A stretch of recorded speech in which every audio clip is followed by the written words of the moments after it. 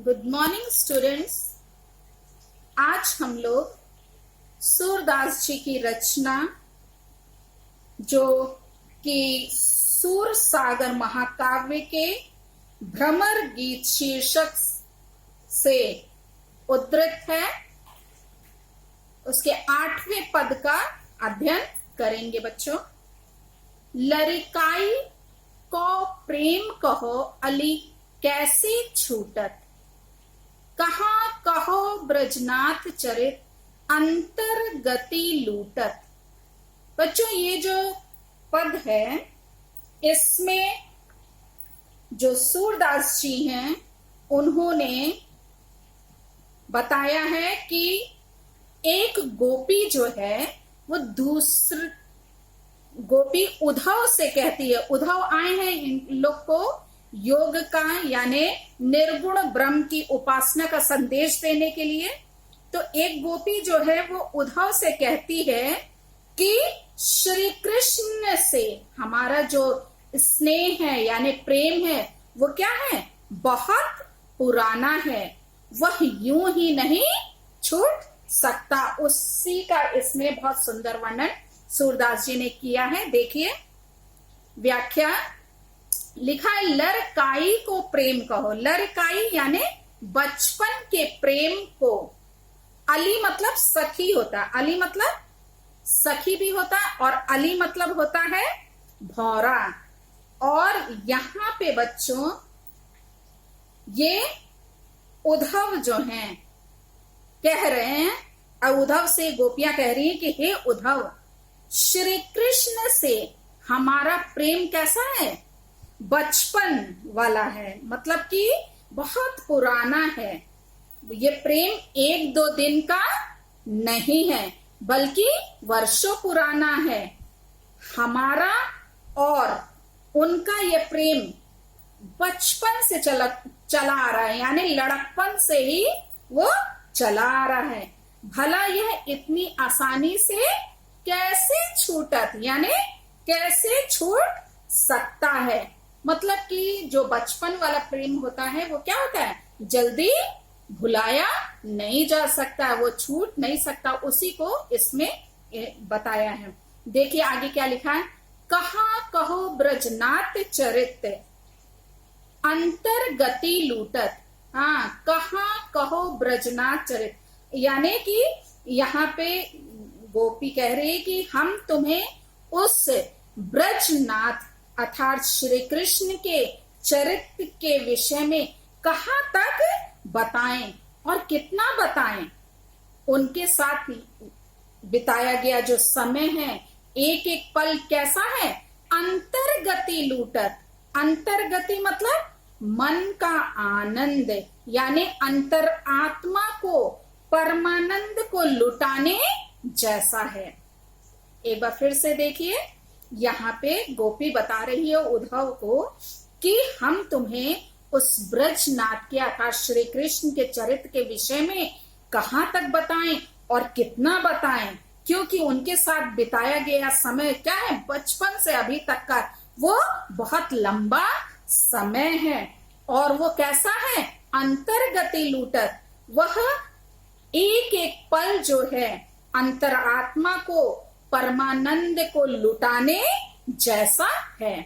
वह चितवनी वह चाल मनोहर, आगे कह रही हैं कि वह चितवनी, चितवनी मतलब तिरछी भौहें, उनकी वह तिरछी भौहें, वह चाल मनोहर और वह मन को मोह लेने वाली चाल जो है, वह मुस्कानी और वह मुस्कान, मंद धुनी गावनी और बांसुरी के गाने की वह मंद ध्वनि, फिर नटवर वेश और उनका लीलाकारी वेश जो है, वेशभूषा जो है, नंद नंदन को वह विनोद और उस नंद के बेटे जो नंदन हैं उनका वह विनोद यानी हंसी मजाक करते हुए वह वन तय आवनी, वन से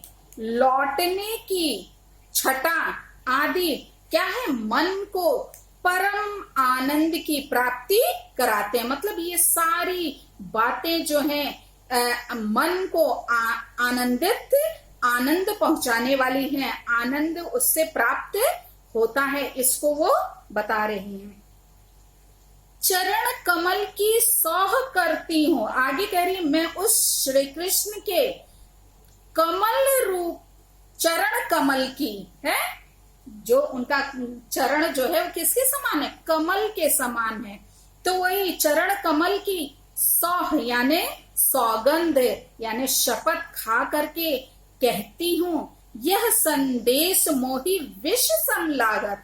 ये जो तुम्हारा संदेश है, ये जो तुम योग की बातें हम लोगों को समझाने का प्रयास कर रहे हो, जो निर्गुण ब्रह्म की बातें बता रहे हो, मोहि यानी मुझे विष समलागत, विष के समान, जहर के समान लग रहा है, समान लगता है।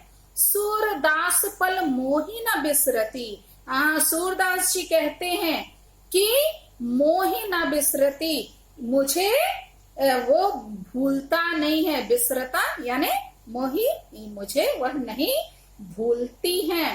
क्या, मोहन मूर्ति सोवत जागत, मोहन मूर्ति, मोहन यानी श्री कृष्ण की मूर्ति जो है, जो मन को मोह लेने वाली जो उनकी मूर्ति है, वह सोवत जागत यानी सोते और जागते, यानी एक क्षण के लिए भी वो भूलती नहीं है। फिर उनको सदैव के लिए कैसे भुलाया जा सकता है, कहने का उनका गोपियों का तात्पर्य यहाँ पे है कि उन्हें कदापि भुलाया नहीं जा सकता है। बच्चों, इसमें काव्य सौंदर्य आप लिखिएगा कि यहाँ गोपियों के श्री कृष्ण के प्रति जो अनन्य प्रेम है उसकी अभिव्यक्ति हुई है, यानी उसको बताया गया है। फिर भाषा आप सब जानते हैं, सूरदास जी की भाषा ब्रज भाषा है। अलंकार बच्चों अनुप्रास लिखिएगा, क्योंकि कई जगह वर्णों की आवृत्ति हुई है, तो अनुप्रास अलंकार हो गया। फिर इसमें शांत रस है और छंद जो है वो गे पद है। अब अगला वाला पद हम लोग देखेंगे, बहुत इंपॉर्टेंट है बच्चों, ये परीक्षा की भी दृष्टि से थोड़ा ध्यान दीजिएगा तो अच्छे से समझ में आएगा, शब्दों पे ध्यान दीजिएगा।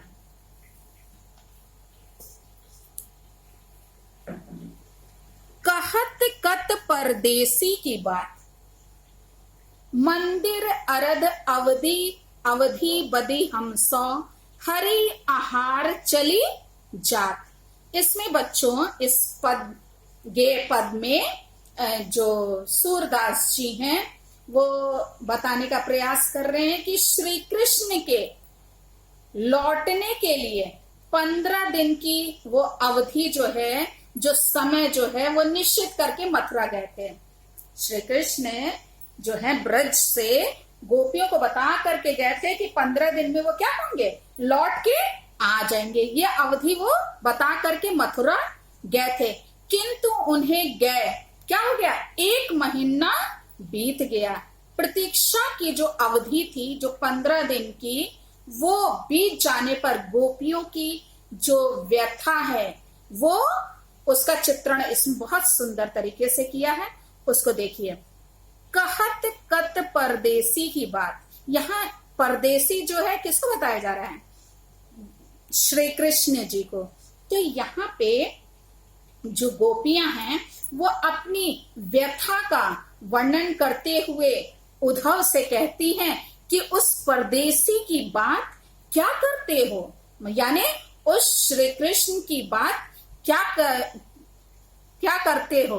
मंदिर अरध, मंदिर अरध ध्यान दीजिएगा, मंदिर का आधा, मंदिर अर्ध मतलब होता है मंदिर का आधा भाग, यानी कि एक पक्ष, और हम सब जानते हैं कि एक पक्ष में 15 दिन होते हैं।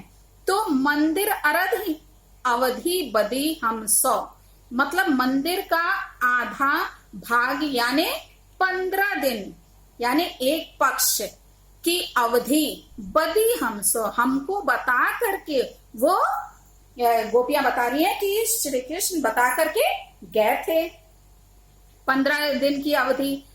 हरि आहार चली जात, हरि आहार का अर्थ होता है सिंह का आहार, और सिंह क्या खाता है, शेर जो है वो क्या खाता है, मांस। मांस, हरि आहार यानी मांस, और मांस मतलब होता है महीना। यहाँ पे अर्थ क्या लिया गया है, मास यानी महीना।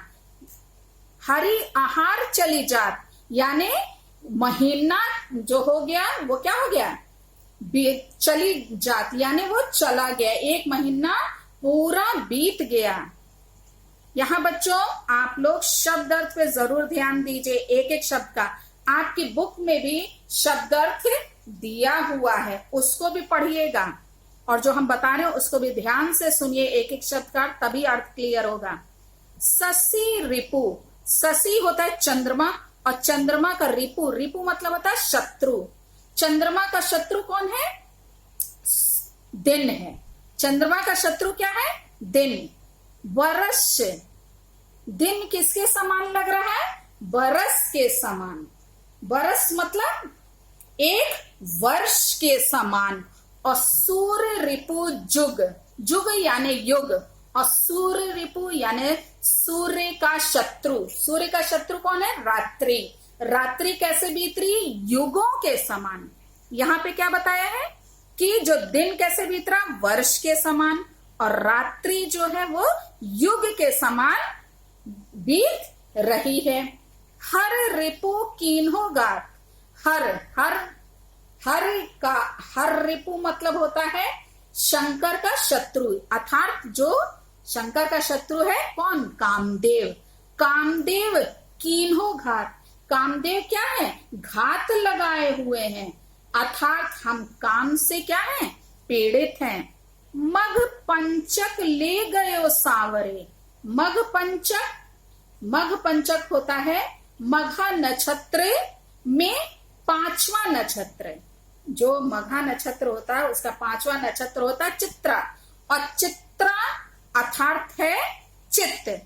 चित्त जो है, और चित्त का अर्थ होता है हृदय। ध्यान दीजिएगा बच्चों,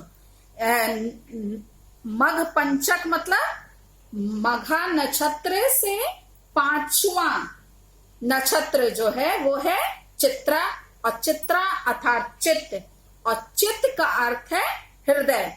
हृदय ले गयो सांवरो, यानी श्री कृष्ण जो सांवरे हैं उन्होंने क्या किया है, चित्त को, हृदय को ले गए हैं।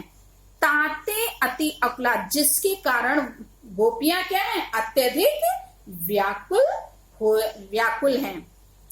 नखत वेद ग्रह जोरी अर्ध करी, नखत यानी नक्षत्र, नक्षत्र कुल कितने हैं, 27 है, 27 हैं, और वेद जो हैं 4 हैं, ग्रह 9 हैं, जोरी अर्ध करी मतलब कि जो नखत है 27, वेद 4, जब 27 में 4 जोड़ेंगे तो बच्चों हो जाएगा 31, और 31 में ग्रह जो है वो 9 है, उनको ऐड करेंगे तो हो जाएगा टोटल, जोरी लिखा ना यानी जोड़ करके टोटल हुआ 40, और 40 का अर्ध करी यानी आधा करेंगे तो बचे 40 का आधा क्या होगा, 20 यानी हिंदी में क्या बोलते हैं 20, और 20 का यहाँ पे अर्थ है विष।